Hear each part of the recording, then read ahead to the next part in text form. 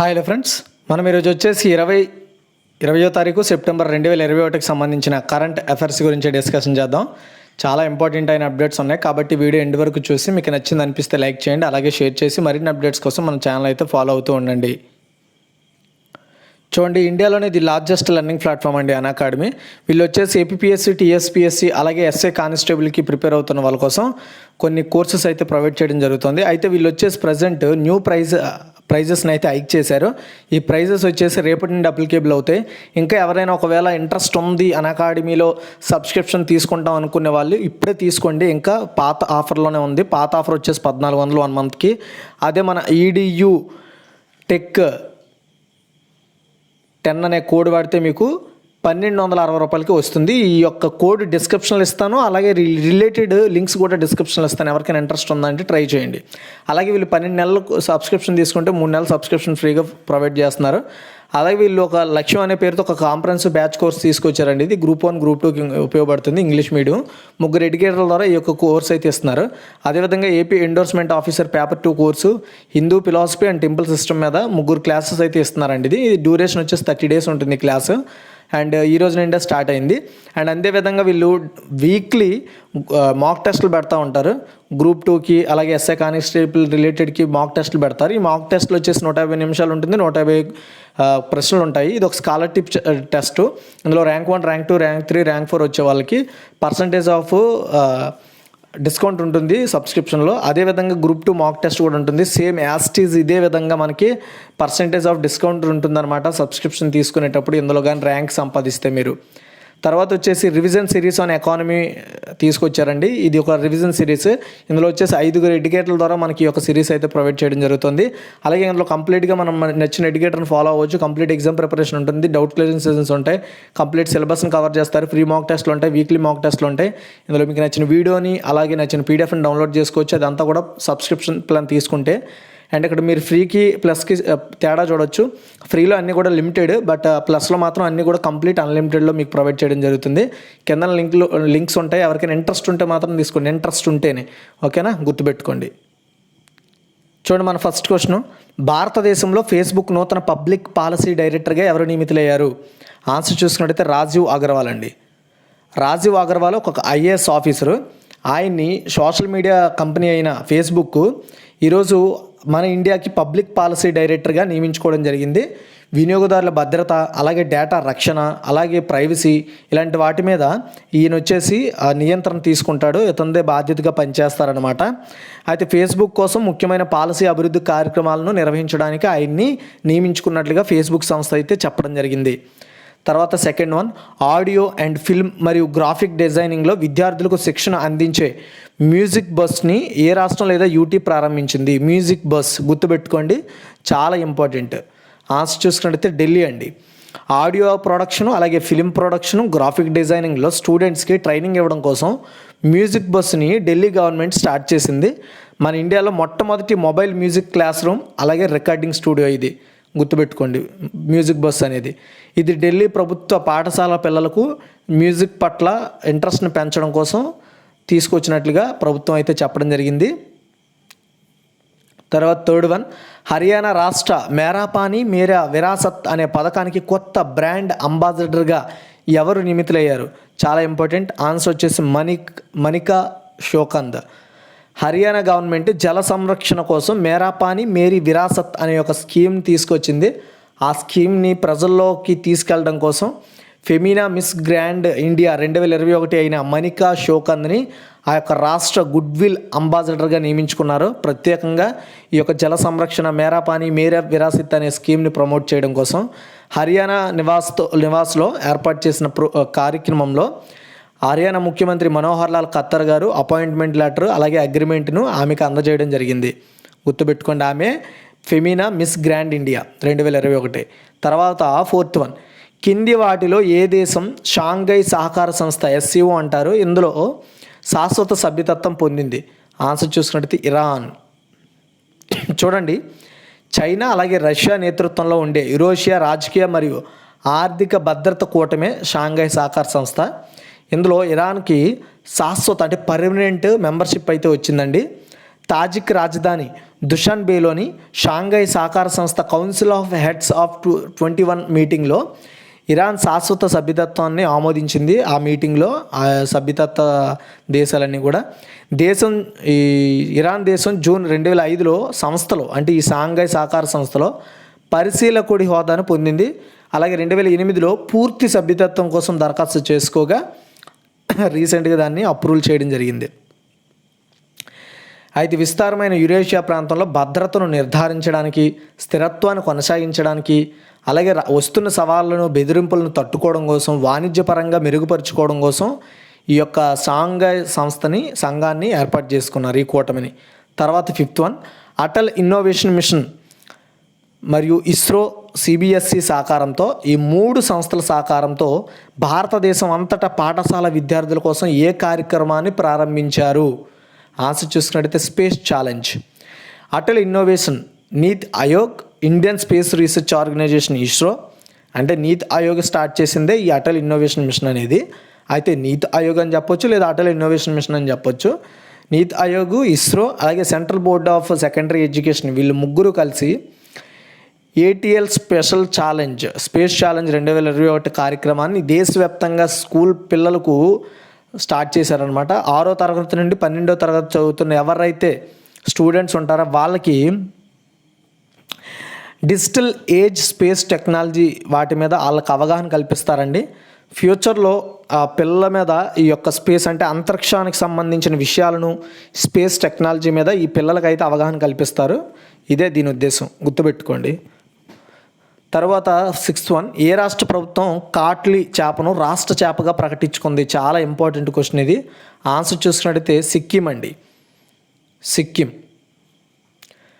చూడండి, సిక్కిం ప్రభుత్వము స్థానికంగా మాత్రమే దొరికే కాట్లీ అనే ఒక కోపర్ మహసీర్ రాష్ట్ర చేపగా ప్రకటించారండి. చేపల ప్రాముఖ్యతను తెలియజేయడం కోసం అంటే కోపర్ మహసీర్ చేపను కాట్లీ అంటారు అక్కడ, అంటే స్థానికంగా అక్కడ కాట్లీ అని పిలుస్తారు. చేపల ప్రాముఖ్యతను తెలియజేయడానికి అలాగే దాని యొక్క పరిరక్షణ చర్యలకు ప్రాధాన్యం ఇవ్వడానికి గవర్నమెంట్ ఈ నిర్ణయం తీసుకోవడం జరిగింది. నియోలోసోచిలస్ హెక్సాగోనోలెపిస్ సాధారణంగా దీన్ని కాపర్ మహసీర్ అంటారు. స్థానికంగా అంటే అక్కడ ఆ ప్రాంతంలో కాట్లీ అని కూడా పిలుస్తారు. దీనిని రాష్ట్ర చేపగా ప్రకటించుకున్నారు. కాట్లీ వివిధ రాష్ట్రాల్లో మొత్తం తీస్తా మరియు రంగిట్ నదులు అలాగే వాటి ఉపనదుల్లో మాత్రమే కనబడుతుంది. 1992లో ఐసిఏఆర్ అంటే national bureau of fish genetics resources Lucknow కాట్లీ చేపలను ప్రమాదంలో ఉన్నట్లుగా చెప్పింది ఆ సంస్థ. ఈ జాతుల తర్వాత 2014 సంవత్సరంలో చేపలు కూడా ఈ సంబంధిత చేపలు కూడా IUCN అంటే international union for conservation of nature ద్వారా కూడా ప్రమాదంలో ఉన్నట్లుగా ప్రమాద జాబితాలో చేర్చింది ఈ కాట్లీ అనే ఫిష్ని. ఈ చేపకి అధిక మార్కెట్ వాల్యూ ఉంది. అలాగే రాష్ట్రంలో ప్రజలచే బాగా పాపులర్ అయిన ఫిష్. ఇక్కడ మనం పులస చేప ఎలాగో తెలుగు రాష్ట్రాల్లో అక్కడ అలా ఇది. తర్వాత 7th one shining Sikh youth of India అనే ఒక పుస్తకాన్ని ఎవరు విడుదల చేశారు? ఆన్సర్ చూసుకున్నట్లయితే శ్రీ రాజ్నాథ్ సింగ్ అండి. పంజాబ్ యూనివర్సిటీ పటియాలాలోని పరిపాలనా అధికారి అయిన డాక్టర్ ప్రబిలిన్ సింగ్ రచించిన shining Sikh youth of India అనే ఒక పుస్తకాన్ని మన భారత రక్షణ మంత్రి రాజ్నాథ్ సింగ్ గారు స్టార్ట్ చేయడం జరిగింది, విడుదల చేశారు. ఈ పుస్తకం సిక్కులు 9వ గురువు అయిన గురుతేగ్ బహదూర్ 400వ జయంతి జ్ఞాపకార్థకంగా రిలీజ్ చేశారు. ఈ పుస్తకం మన ఇండియాలో సిక్కు యువత వారి రంగాలలో ఆదర్శప్రాయమైన పని చేసిన 10 స్ఫూర్తిదాయకమైన అలాగే ప్రేరణాత్మక విజయ కథలను కవర్ చేస్తుంది. అంటే సిక్కు యువత ఎవరైతే ఉంటారో వాళ్ళు చేసిన ఒక 100 స్ఫూర్తి కలిగించే పనులు, ప్రేరణాత్మక విజయాల యొక్క కథలను ప్రొవైడ్ చేయడం జరిగింది. అది డాక్టర్ ప్రబలిన్ సింగ్ ఇంతకుముందు భారతదేశంలో ప్రముఖ సిక్కులు అనే ఒక 2 పుస్తకాలను కూడా ఆయన రాశారు. ఆ పుస్తకాన్ని ఉపరాష్ట్రపతి వెంకయ్యనాయుడు గారు విడుదల చేశారు. ఓకే, తరువాత 8th వన్ కింద వాటిలో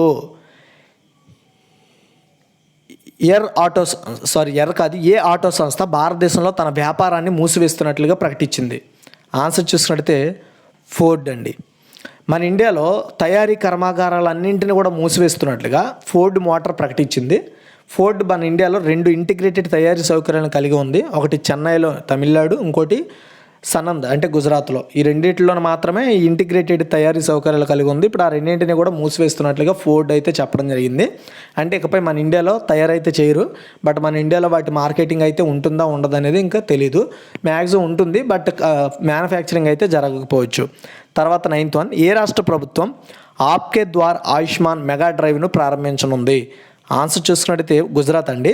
సింపుల్గా చెప్తాను చూడండి. అక్కడ గుజరాత్లో కోవిడ్ టీకాలు వేయించాలనే ఉద్దేశంతో సెప్టెంబర్ 23 నుండి ఆప్కే ద్వార్ ఆయుష్మాన్ అనే ఒక మెగా డ్రైవ్ను ఆ రాష్ట్ర గవర్నమెంట్ స్టార్ట్ చేయబోతుంది. ఈ విషయాన్ని ఆ రాష్ట్ర ఆరోగ్య మంత్రి రిషికేష్ పటేల్ గారు ప్రకటించారు.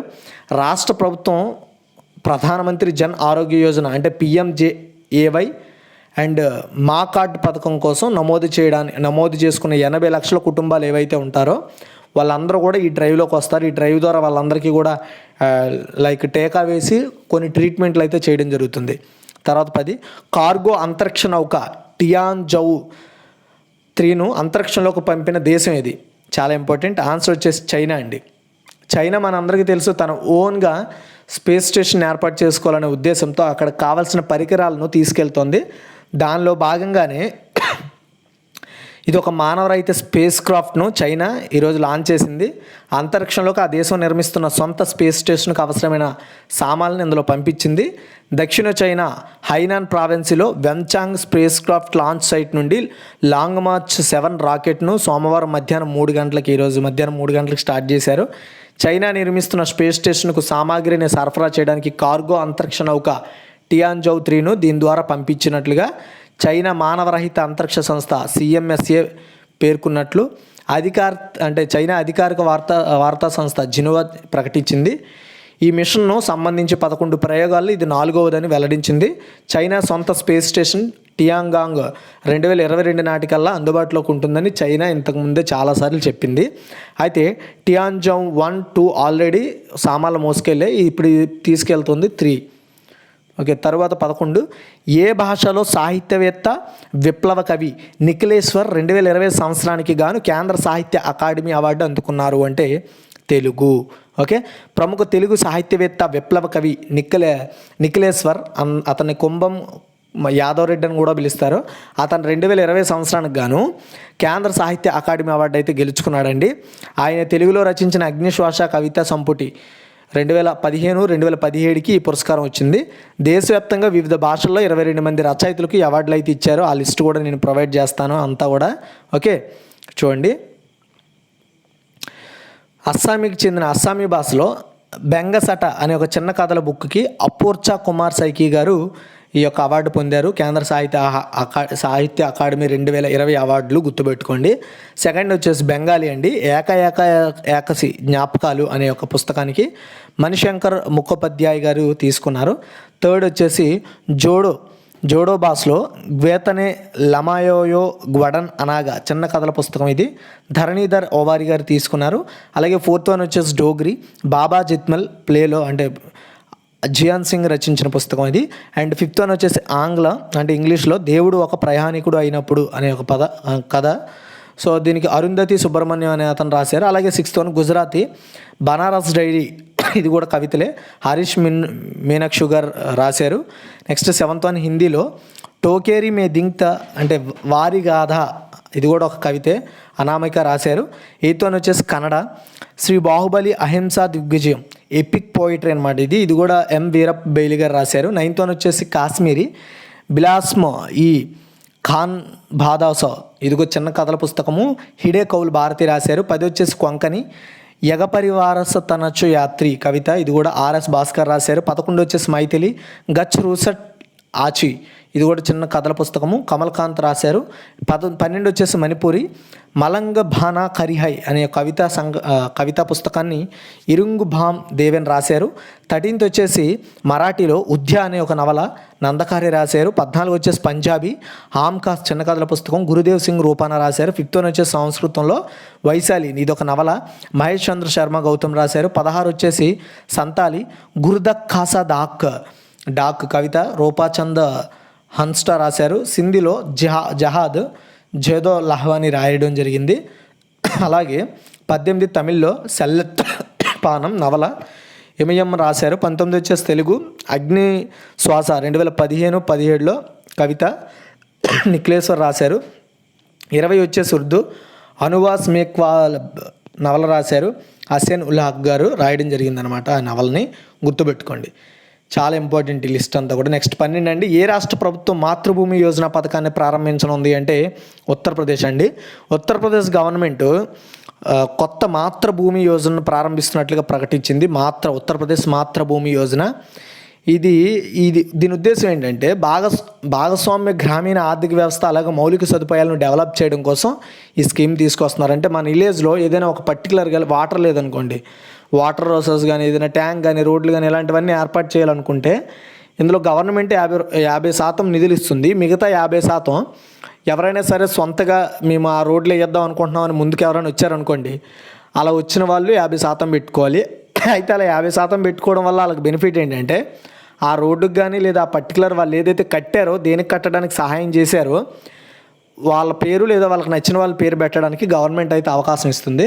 ఈ స్కీమ్ యొక్క ఉద్దేశం ఏంటి అంటే 50% గవర్నమెంట్ పెట్టుకుంటే 50% వచ్చేసి దాత పెట్టుకోవాల్సి ఉంటుంది. అది తర్వాత 13 అండి, అదానీ ఎంటర్ప్రైజెస్ నూతన CEO మరియు ఎడిటర్ ఇన్ చీఫ్గా ఎవరు నియమితులయ్యారు అంటే సంజయ్ పుగాలియా. ఓకే, చూడండి, Adani enterprises Sanjay Pugalia chief executive ఆఫీసర్గా అలాగే ఎడిటర్ ఇన్ చీఫ్గా నియమించిందనమాట ఆ సంస్థకి, అదానీ ఎంటర్ప్రైజెస్కి. అండ్ క్వింట్ డిజిటల్ మీడియా లిమిటెడ్లో ప్రెసిడెంట్ అలాగే ఎడిటోరియల్ డైరెక్టర్గా ఉన్న పుగాలియాకు డిజిటల్ టెలివిజన్ మరియు ప్రింట్ మీడియాతో అపారమైన అనుభవం ఉంది. అతను 12 సంవత్సరాల్లో CNBC అవాజ్ అనే ఒక ఛానల్ స్టార్ట్ చేశాడు, దానికి హెడ్గా పనిచేశాడు. అంతకుముందు న్యూస్ డైరెక్టర్గా అతను హిందీలో స్టార్ న్యూస్ను స్థాపించాడు. జీ న్యూస్కు నాయకత్వం కూడా వహించిన వ్యక్తి అతను. తర్వాత 14, రంగులు మార్చే కృత్రిమ చర్మాన్ని ఇటీవల ఏ దేశ పరిశోధకులు అభివృద్ధి చేశారు అంటే సౌత్ కొరియా. ఓకే, చూడండి, సియోల్ నేషనల్ యూనివర్సిటీలో మెకానికల్ ఇంజనీరింగ్ ప్రొఫెసర్ కో స్యూంగ్ హ్వాన్ అతని నేతృత్వంలో ఉండే టీం కలిసి ఉష్ణోగ్రత ఆధారంగా రంగులు మారిపోయే ఒక ప్రత్యేకమైన సీరాతో కృత్రిమ చర్మాన్ని సృష్టించారు. మల్టీ లేయర్డ్ అంటే ఎక్కువ లేయర్లు ఉండే కృత్రిమ చర్మం, మొత్తం మందం వచ్చేసి మైక్రోమీటర్ల కంటే తక్కువ, అంటే మన జుట్టు ఉంటుంది కదా దానికంటే తక్కువగా ఉంటుందన్నమాట దాని మందం. గ్లోబల్ ఇన్నోవేషన్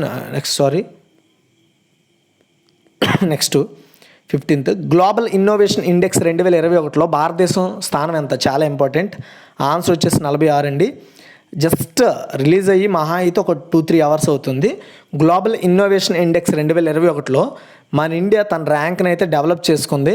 లేటెస్ట్గా ప్రపంచ మేధో సంపత్తి సంస్థ, ఓకే, వరల్డ్ ఇంటలెక్చువల్ ప్రాపర్టీ ఏదైతే సంస్థ ఉందో ఆ సంస్థ విడుదల చేసిన గ్లోబల్ ఇన్నోవేషన్ ఇండెక్స్ 2021 ర్యాంకింగ్లో మన ఇండియా 36.4 స్కోరుతో 46వ స్థానంలో ఉంది. స్కోర్ కూడా గుర్తుపెట్టుకోవాలి. గత ఏడాది 2020తో పోలిస్తే భారతం 2 స్థానాలు మెరుగుపరుచుకుంది. అంటే ఇంతకుముందు ఎంత ఉండేది దాన్ని బట్టి 48 ఉండేది. అగ్రస్థానంలో 65.5 స్కోరుతో స్విట్జర్లాండ్ ఉండగా స్వీడన్ 63.1 రెండవ స్థానంలో ఉందన్నమాట ఒక స్కోర్తో. అమెరికా 61.3 స్కోర్తో 3వ స్థానం. బ్రిటన్ వచ్చేసి 59.8 స్కోరుతో 4. రిపబ్లిక్ ఆఫ్ కొరియా 59.3 స్కోరుతో 5వ స్థానంలో ఉన్నాయి. టాప్ 5లో ఉన్నవి ఇవి. భారత్ గత కొన్ని సంవత్సరాలుగా గ్లోబల్ ఇన్నోవేషన్ ఇండెక్స్ ఇందులో తన స్థానాన్ని డెవలప్ చేసుకుంటూనే వస్తుంది. ఈ ర్యాంక్స్లో అంగోలా దేశం చివరి స్థానంలో ఉందంటే, అంటే 130వ స్థానంలో ఉందండి, గుర్తుపెట్టుకోండి. ఓకేనా, చాలా ఇంపార్టెంట్, గుర్తుపెట్టుకోండి. ఇప్పుడు ఒకసారి మనం క్విక్ రివ్యూ చేద్దాం. భారతదేశంలో ఫేస్బుక్ నూతన పబ్లిక్ పాలసీ డైరెక్టర్గా ఎవరు నియమితులయ్యారంటే Rajiv Agarwal. And audio film మరియు గ్రాఫిక్ డిజైనింగ్లో విద్యార్థులకు ట్రైనింగ్ ఇవ్వడం కోసం మ్యూజిక్ బస్సును ఈ రాష్ట్ర ప్రభుత్వం ప్రారంభించిందంటే ఢిల్లీ. అండ్ తర్వాత చూసుకున్నట్టయితే హర్యానా రాష్ట్రం మేరా పానీ మేరా విరాసత్ పథకానికి కొత్త బ్రాండ్ అంబాసిడర్గా ఎవరు నియమించిందంటే మనికా శ్యోకన్. అండ్ కింద వారిలో ఏ దేశం సాంఘిక సహకార సంస్థలో శాశ్వత సభ్యత్వం పొందిందంటే ఇరాన్. అండ్ తర్వాత క్వశ్చన్ చూసుకుంటే అటల్ ఇన్నోవేషన్ మిషన్ అలాగే ఇస్రో CBSE సహకారంతో భారతదేశం అంతటా పాఠశాల విద్యార్థుల కోసం ఏ కార్యక్రమాన్ని ప్రారంభించారంటే స్పేస్ ఛాలెంజ్. అండ్ ఏ రాష్ట్ర ప్రభుత్వం కాట్లీ చేపను రాష్ట్ర చేపగా ప్రకటించుకుంది అంటే Sikkim. And shining Sikh youth of India అనే పుస్తకాన్ని ఎవరు విడుదల చేశారంటే శ్రీ రాజ్నాథ్ సింగ్. తర్వాత క్వశ్చన్ చూసుకుంటే క్రింద వాటిలో ఏ ఆటో సంస్థ భారతదేశంలో తన వ్యాపారాన్ని మూసివేస్తున్నట్లుగా ప్రకటించిందంటే ఫోర్డ్. అండ్ ఏ రాష్ట్ర ప్రభుత్వం ఆప్కే ద్వార్ ఆయుష్మాన్ మెగా డ్రైవ్ను ప్రారంభించనుంది అంటే గుజరాత్. కార్గో అంతరిక్ష నౌక టియాన్జో 3ను అంతరిక్షంలోకి పంపిన దేశం ఏంటంటే చైనా. తర్వాత క్వశ్చన్ చూసుకున్నట్లయితే ఏ భాషలో సాహిత్యవేత్త విప్లవ కవి నిఖిలేశ్వర్ 2020 సంవత్సరానికి గాను కేంద్ర సాహిత్య అకాడమీ అవార్డు అందుకున్నారు అంటే తెలుగులో. అండ్ తర్వాత క్వశ్చన్ చూసుకుంటే మొత్తం లిస్ట్ కూడా ఇక్కడ ఇచ్చాను, మీకు క్లారిటీగా చెప్పాను కాబట్టి గుర్తుపెట్టుకోండి. ఏ రాష్ట్ర ప్రభుత్వం మాతృభూమి యోజన పథకాన్ని ప్రారంభించనుందంటే ఉత్తరప్రదేశ్. అదానీ ఎంటర్ప్రైజెస్ నూతన CEO మరియు ఎడిటర్ ఇన్ చీఫ్గా ఎవరు నియమితులయ్యారు అంటే సంజయ్ పుగాలియా. తర్వాత క్వశ్చన్ చూసుకుంటే రంగులు మార్చే కృత్రిమ చర్మాన్ని ఇటీవల ఏ దేశ పరిశోధకులు అభివృద్ధి చేశారంటే సౌత్ కొరియా. గ్లోబల్ ఇన్నోవేషన్ ఇండెక్స్ 2021లో భారతదేశ స్థానం ఎంత అంటే 46. Finally thanks for watching. ఈ వీడియో షేర్ చేయండి. మరిన్ని అప్డేట్స్ కోసం మన ఛానల్ ఫాలో అవుతుంది.